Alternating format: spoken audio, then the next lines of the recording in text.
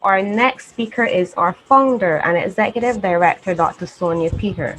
She has many years as a researcher in the area of natural products chemistry and many years as an educator. She has also served as a board member for the Society of Economic Botany and has published the book Seed Under Leaf, a collection of local plants used for health and wellness in Barbados. So we welcome our Executive Director, Dr. Sonia Peter, to speak on some of her ongoing research within birds. Thank you, Dr. Peter. Thank you very much, Dr. Jones. Again, I want to thank everyone who has tuned in today. And I'm going to be talking about why do we need to look at the agriculture of underutilized plants. As I mentioned earlier, COVID-19 has shown us why we need to look internally at feeding ourselves, and we need to address the food and nutrition securities that showed up as a challenge. So, what are our talking points today? And I put these up in the form of questions because I know that very often we use terms and bandy them around without persons understanding the true meaning of the terms and how it can provide connection to what the issues really are. So, what is meant by food and nutrition security? What are underutilized plants? Which plants do we have within our local resource that we should begin to have a look at, and why? And how do we go about studying these so-called wild plants for crop development?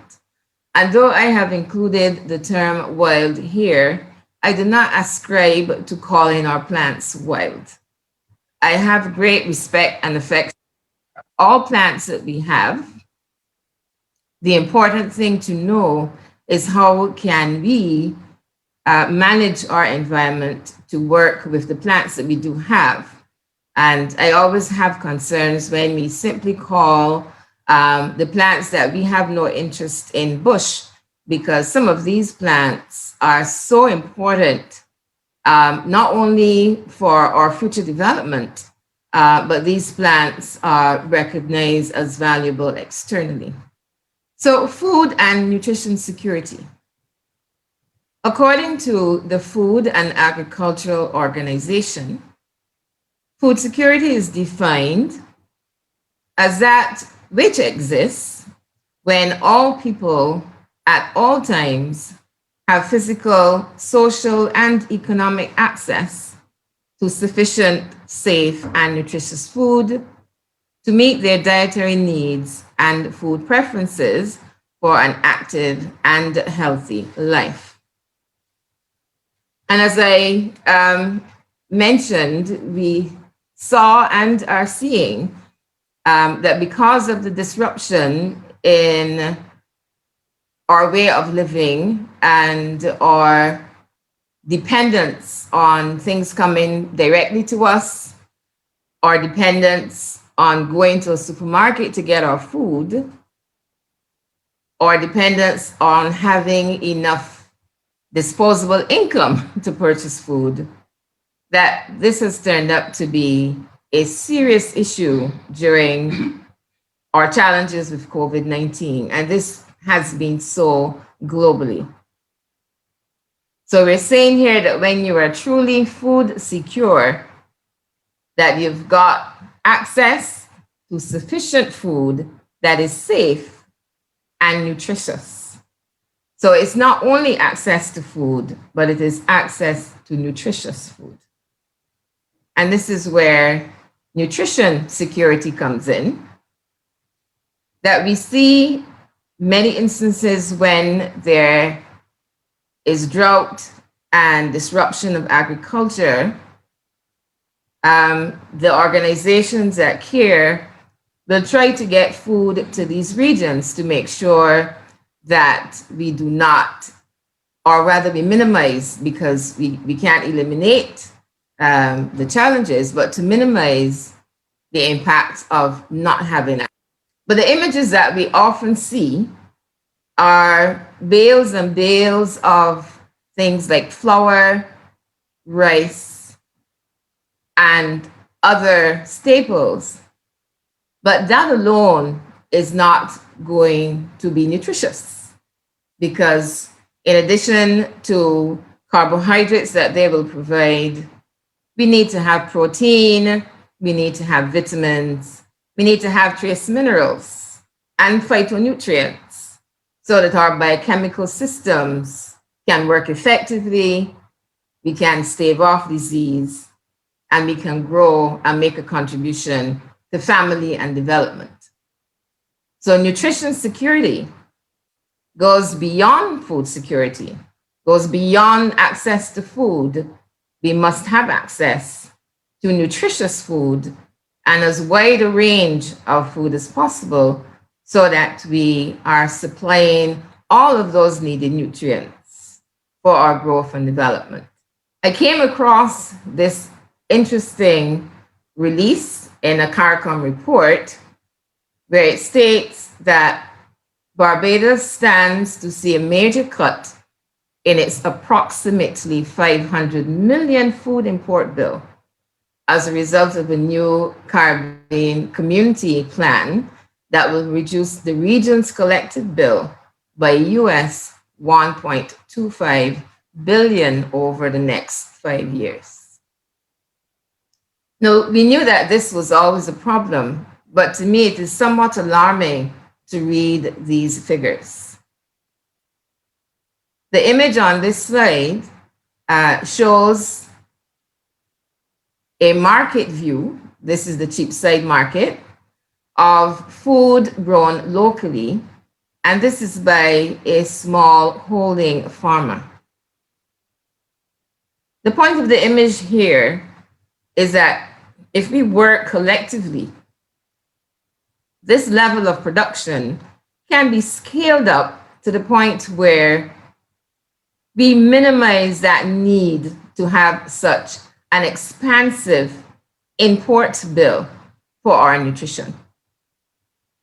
And this is something that I know we've heard our Ministry of Agriculture is working towards, but we also need at the community levels, at the personal level, to know that you can grow your own food and minimize your need to be so dependent on what that supermarket provides. I am in no way denying the importance of having our super marketplaces, but we see the challenges that we're having, and hence we need to have a response.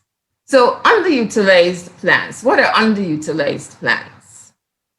Again, it's important to go with international definitions, and then we can refine them for our uses. So underutilized crops are said to be indigenous or ancient crop species, which are still used at some level within the local, national, or even international communities, but have the potential to contribute further to the mix of food sources than they currently do. We have, again, an Afro food system culture that has not been built, if I may say so, on what has been done during history. As part of what we do, we try to talk and get information from persons who still have that deep connection with their families, with their ancestors, and have that rich knowledge and tradition that's of value. And I will keep hearing the story of, well, this plant used to be used as a vegetable before, but now we simply walk on it with not understanding its nutritious potential. So here we have in this image some of the what we consider to be underutilized plants, and I'm going to go through in the next slides a few of these and give a reason why we need to look at them to augment our current food reserves. We did a lovely two-series presentation called The Farmer's Kitchen, where we spent one day at a farmer while they harvested plants that they grow, which we normally would not consider, and then took those plants and produced an amazing, I think we could say it was a 3-course meal from those plants. And you can go to our Facebook page or our website, Biocultural Education and Research Program, and have a view of that 2-part series, because I think it places emphasis on what we're here saying today, that we've got plant resources that we need to give another look to. And it demonstrates in a small way how that could be done. In this image here, even I came across a dish that I was unaware of. We've got prickly pear cactus here, and that was used to prepare an alternative to potato chips. And we all found it quite pleasing on the palate. Very exciting to see it prepared and then to actually sample with prepared dips. So when we're done and you have time, head over to Biocultural Education and Research Program's Facebook page, look to our videos. There are many, but you're looking for the Farmer's Kitchen series. There are 2 videos that make up that complement. So how do we select these so-called wild species, which, again, I do not ascribe to calling them wild because they're growing in their natural environment. We call them a nuisance because we see them as invasive in terms of occupying space that we want to use otherwise, but it's important, again, that we give them a second look. So what is our criteria for selecting these underutilized plants? We look into the traditional knowledge, and I like the icon here as it shows the wheels that are turning in that reserve, just waiting and anxious for that knowledge to be spit out, to be passed on for tradition to be sustainable. So we look into traditional knowledge.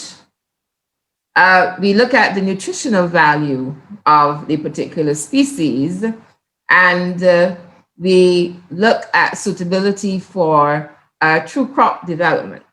I'm going to start by looking at purslane, which we also call parsley on the island. And it is known, but the question says, did you know that purslane is rich in healthy omega-3 fatty acids? Here is a beautiful picture of the plant. It's a small herb, grows close to the ground, has succulent leaves, a beautiful yellow flower, and we will see significant nutritious content. So what is it in purslane that suggests to us that we need to have a look at this and look at how we can reincorporate it into our food system and agriculture? So we see here that it has a number of what we call the nutrients that are needed to work within the biochemistry of our system. Particularly, we see here that it's a very rich source of vitamin A. It's also pretty rich in vitamin C. Please excuse me. In terms of trace minerals, sodium, sorry. There is potassium, calcium, copper, iron, magnesium, manganese. And this, of course, is not going to be the full list, but this is showing some of the benefits of purslane. It is, again, a low-calorie food. It offers those additional nutrients we need to work as your body digests the main food groups, the proteins, the carbohydrates, and the fats. But it's also supplying many of the trace minerals we need that often work along with our enzyme systems. And again, rich source of vitamin C and A. And what you should know also is that it is great for sore throat. And there's actually a product sold over the counter, not here, but in Europe, that has been made from purslane. The other image on the screen shows a soup that was made from the purslane, which was quite delicious. And again, the farmer's kitchen shows you how that soup was actually prepared.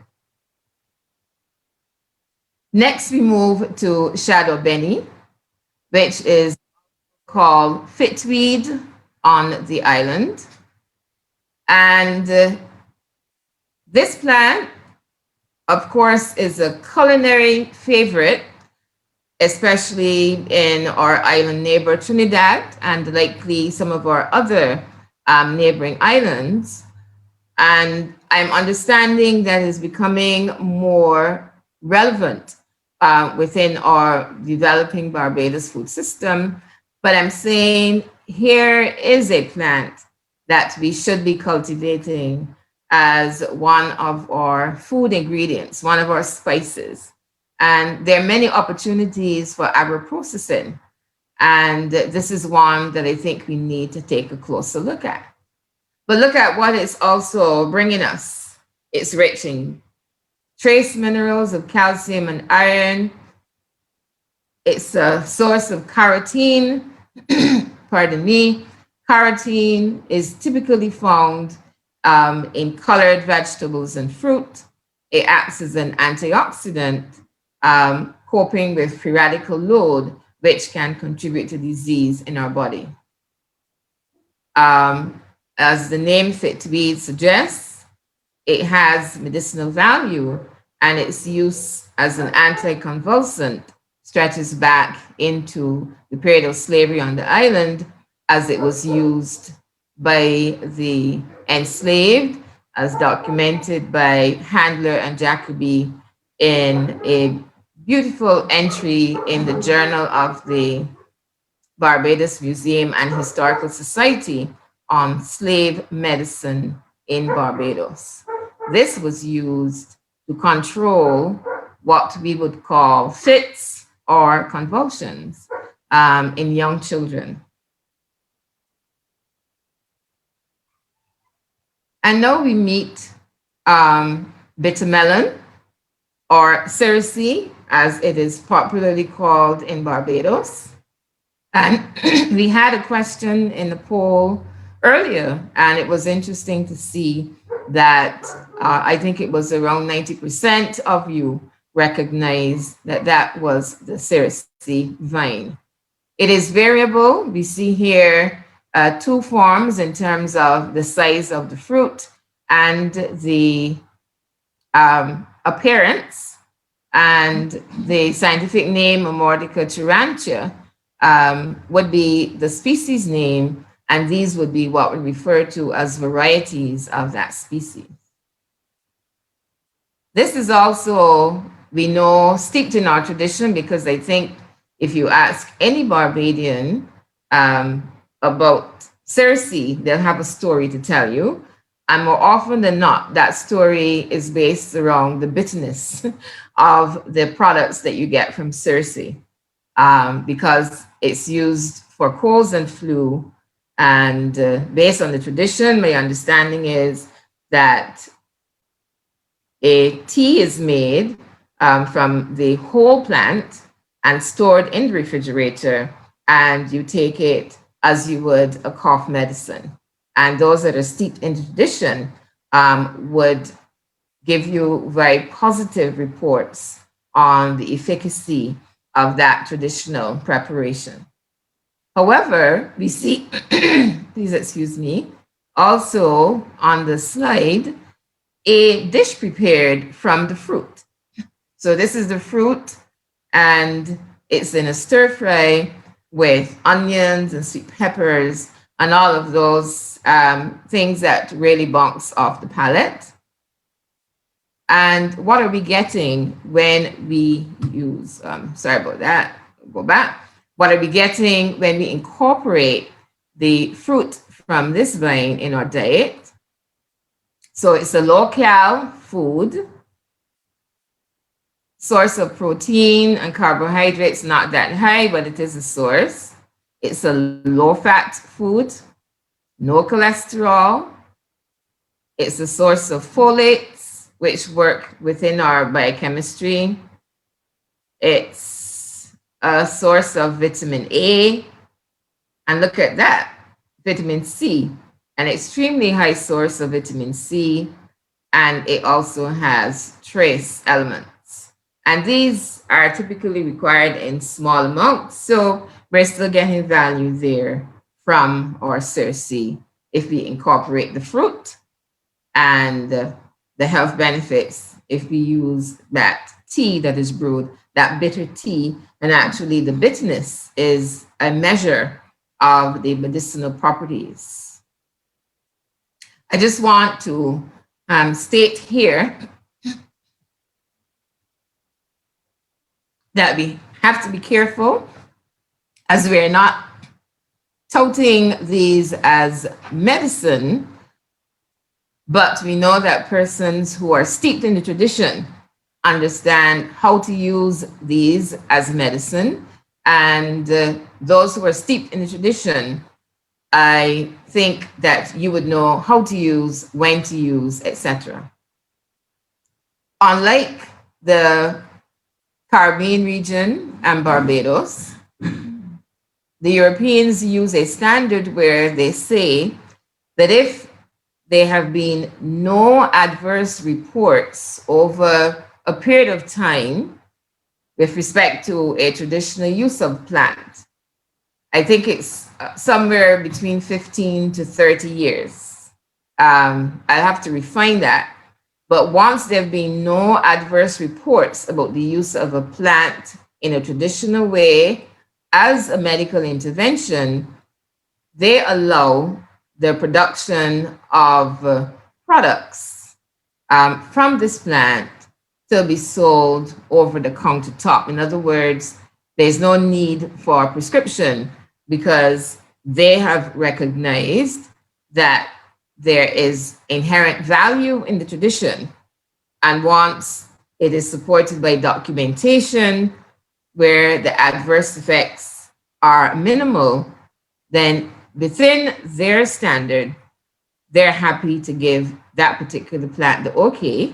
And this is why, as I said, there is a product made from purslane for sore throat that is sold over the counter. As a matter of fact, go on the internet, you can go probably to Amazon, and this is not a plug for Amazon, just as a source, and you will find that product for sore throat that is made from purslane. Moving on, we go to what is called wild spinach or bhaji. And we see this growing all over, but it's only our neighbors from the other islands who will spot this and let you know that they themselves use this in making some of their vegetable dishes. I think in some instances, it's used in the preparation of callaloo, but you can use it as you would use a spinach, and that is why it is called wild spinach. So next time you go into your yard and you see this growing, you know that it is a food source. And I've also read that there is a form of flour that can be produced from the heads shown here on the plant. So why is this a good option for including within our current food system? Again, it's low cal, low carbohydrate, some source of protein, low fat, no cholesterol, good source of the molecules that work with our vitamin systems, our biochemistry. Never mind the names, pyridoxine, riboflavin. Also, look at that, vitamin A, 97% of recommended daily allowance. Vitamin C, 70% of recommended daily allowance. Vitamin K, 950% of recommended daily allowance. So we also see here in terms of trace minerals, calcium, 21%, copper, 18%, iron, magnesium, manganese, phosphorus, and zinc. So in my eye, this is indeed one of those superfoods. And we should be including this in as many creative ways as we can within our, and I'm saying that our neighbors recognize this and use it. And this is something also that we need to give a look at. It's also simply referred to as amaranth. Moringa. I think more and more of us are recognizing moringa for value.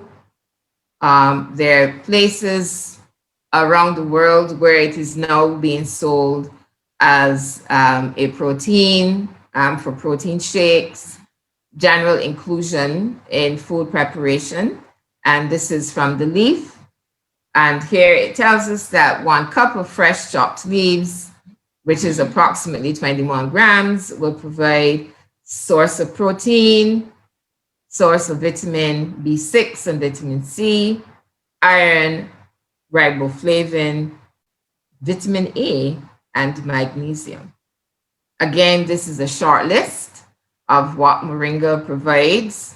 And I keep making reference to the Farmer's Kitchen because this was one of the plants incorporated in that 3-course meal.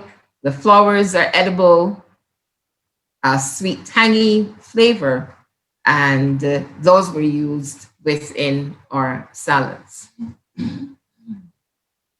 So getting to the end of my presentation, how do we conduct research? And I'm not going to spend a lengthy time here, just to say that we are beginning to do our research on some of these plants, and we've started by looking at purslane. The person who is managing this part of our project is Marcia Marvel, the former head of the Department of Agriculture at the Barbados Community College. And here is one of her graduate students, Simeon Clark, who is currently pursuing agriculture at the bachelor's level. And what we want to do is to be able to let persons know what are the growth patterns of purslane. It's growing, as we use the term, in the wild, but what will happen when we try to domesticate it? Purslane flourishes all across the island. You'll see it at the entrances of your garages. You'll see it in your plant pots. But we have not really done any study. And we are going to be, I think, the first in actually looking at how we can put purslane into agriculture for all of the benefits that it can provide in terms of our nutrition security. We're going to look at generating the plants from seeds and cuttings and how well those two work. And we're going to look at using different forms of fertilizer. So what are the benefits of our study? We're looking at adding new foods, because I refer to this as new food agriculture. It's not a unique reference. It was coined by Dr. James Simon from Rutgers University, but it's really very important in terms of having that look at our plant resources to see how we can put them into new uses. So we're looking at expanding our food resources, again, contributing to our food security, nutrition security. At the same time, when we invest in the value of these species, we are also investing in their conservation, and we are also investing in that biocultural knowledge, traditional knowledge as passed on through our ancestors and families. I wish to acknowledge the Global Environmental Facility Small Grants Program, our funding agency, and they've offered great support in terms of recognizing the importance of the work we aim to do. Our program assistants that you've met today. We've got additional support by the Center for Food Security and Entrepreneurship of the University of the West Indies Cave Hill campus. I want to extend thanks to Professor Leonard Ogaro, who provides some of the underlying requirements we need to do some of the work that we're doing. Our partner, JMP Farms Limited, Neil's Plantation, at which we were able to produce the Farmer's Kitchen, and our board of directors, Dr. John Headley, who works out of Environment Canada in Saskatchewan, Saskatoon, allows us to use his advanced laboratory to do chemical analysis of our plants.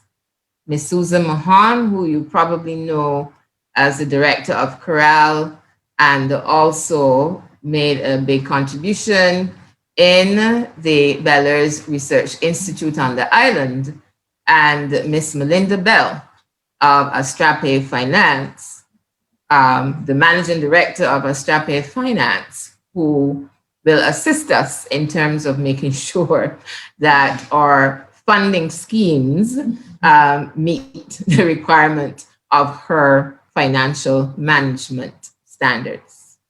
I thank you all for listening. I enjoy presenting that to you, and we look forward to your questions. Oh, yes, I'm reminded that I've got 2 questions which I want you to take part in. I want to know which of the plants that I discussed do you currently incorporate into your diet? That's the first one. And the second question, if you do not already, because I saw some results indicating that we do have some people who have not yet had a try on using these. Over to you, Dr. Jones. All right, well, thank you for that most interesting discussion. It's interesting to see a lot of things that we have going all around us, not necessarily wild, but they're very useful, and we don't really incorporate those things into our diet or into our lifestyle. So I'm sure that was pretty interesting for a lot of persons like myself who don't necessarily always see these things how they actually are, or what the potential is for these things being incorporated into our diet.